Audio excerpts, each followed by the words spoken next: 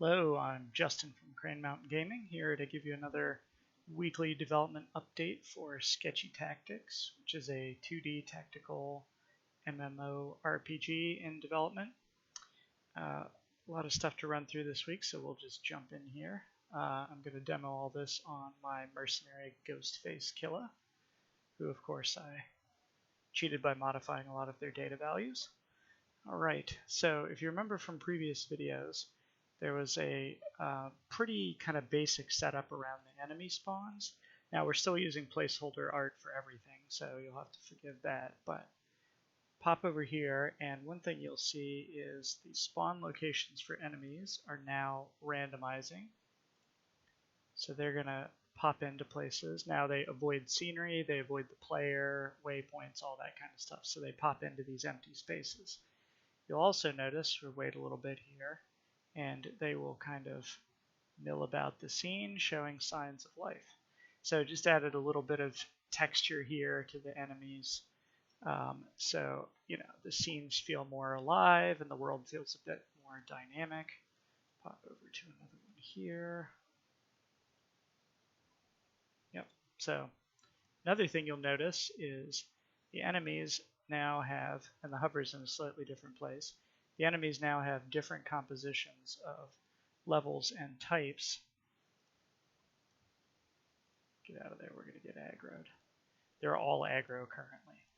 So one of the things that I did, in addition to adding a little bit of kind of texture and livelihood to the enemies, which again, they're all just one placeholder sprite right now, is the levels and the compositions are randomized from a spawn table that is tied to the region. We're currently in the Kadak Central region. There's actually 3 regions implemented now. There's Kadak Central, the Oasis area, which is going to eventually have the first boss fight, and then the Heat regions, which the Heat regions, remember from prior videos, those are not passable yet because you have to take out the Oasis boss first. So we collapsed from the heat. So each of those 3 regions has different. Let me see if I can do this real fast so you can see. Boom, enemies. Oh, didn't get it in time. It's real fast so you can't interact with the content. Nope. Alright, can't do it fast enough. But those enemies, there's different enemy types and much higher levels spawn in those areas. So let's go up here. So you can kind of pick your level of difficulty, scout around for a fight that is the appropriate risk reward, get the right amount of XP, item drop potential depending on the size of your group. There's 64 maps implemented right now, and about 30-ish of them, about half of them, have been fully configured for fights. The other half have a default sort of setup now, but there's custom starting positions for about half of the maps that are implemented for up to 3 players and up to 8 enemies. So if we go in this fight, as befitting the mercenary, we get a nice up close and personal start. If other players joined, up to 3 players per fight, they would spawn into different locations, and a larger group of enemies would fan out accordingly. Let me just wreck this guy real quick, and I'll show you a different fight scene. Tanks and mercenaries, they basically just punch each other. Alright. And pop over to another zone here. Find a different fight. It's not too beefy. Oh, those guys will kick my butt. Let's see if we can get over here. Get aggroed. Nope, I made it.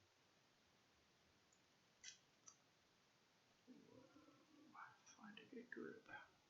Some of these maps don't spawn because they are flagged as safe regions. Let's take on this kite. So different map, different spawn location.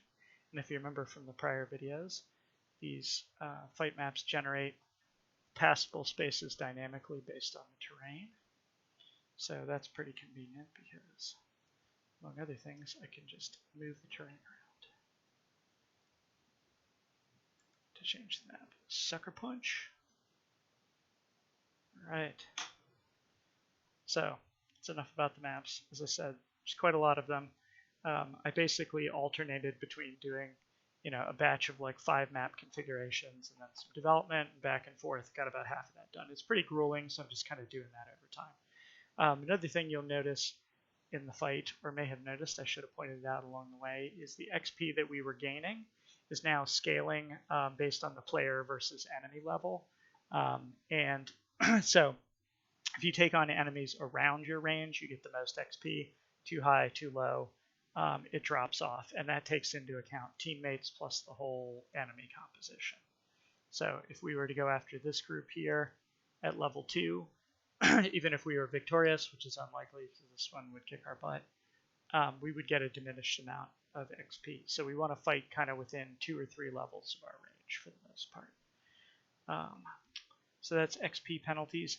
There's also been improvements to the drop tables. You won't really see those, but if we were able to get into the heat map regions or did some fights in the Oasis, which right now would probably maul us, we would see a different set of items dropping from the enemies and higher ink amounts as well. Let's see. Let me go find the Oasis zone here. Pathing around because now that they move, they tend to aggro.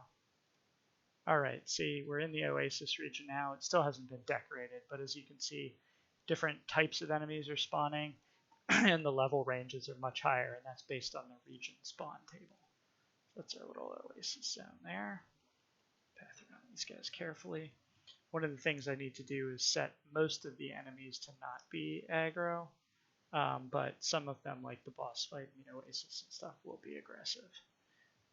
So essentially, if there's an aggro monster type in the group, it will aggro you if you get too close. Otherwise, you can pass by normally.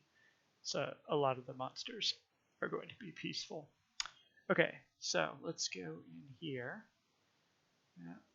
I started the quest, but since I cheated, we already have the items we need to get in. There's an improvement now. Oh! We got a display string error there. Alright, it's still getting bounced back. Need to fix that. The room entry spawn position in certain cases is on top of the waypoint collision that does the zone transition. There's Bob, our shopkeep. I did some actual improvements to the shop, but they're not very interesting right now. Some of the hovers and stuff are better. So here's our lovely profession area. Professions have been implemented, or at least partially implemented. So there are 3 jobs in the game right now that you can learn. The one that is fully implemented right now is the Gemcutter.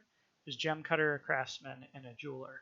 The way this is going to work is we find a lot of these uncut gems of different types. There's a whole scale and drop table of those all the way up to the maximum level in the game right now. And these gems have different properties if you socket them in items. But you can't socket them in raw form. You have to actually cut them. And so the 3 professions, each character can have 1 profession, and they work in tandem. The gem cutter, unsurprisingly, can cut the gems, converting them from the raw uncut form into a cut and usable form. That also increases their value. The craftsman can take an item, such as my wooden sword here, which I cheated and lowered the AP cost on, and can add sockets to the item, up to 3 sockets. That's the current plan for the items. And then, unsurprisingly, the jeweler can take cut gems and socket them into the items to improve the item stats based on the properties of the gem. So garnet, for example, is associated with red, so that's going to give us a red stat bonus on our weapon, for example. The craftsman and the jeweler are the next things that I need to work on. The gem cutter has been implemented, and this little placeholder cube here is our crafting bench. Very exciting because I'm great at art. So I'll show you how the crafting bench works. The crafting bench is fully implemented for all 3 professions, but the actual mechanics of the socketing, the creating sockets and the socketing are still being worked on. So the main thing I worked on was the Gemcutter this time. All of the professions have levels, chance of success, and XP gain scaling, and they level up essentially like your player levels up.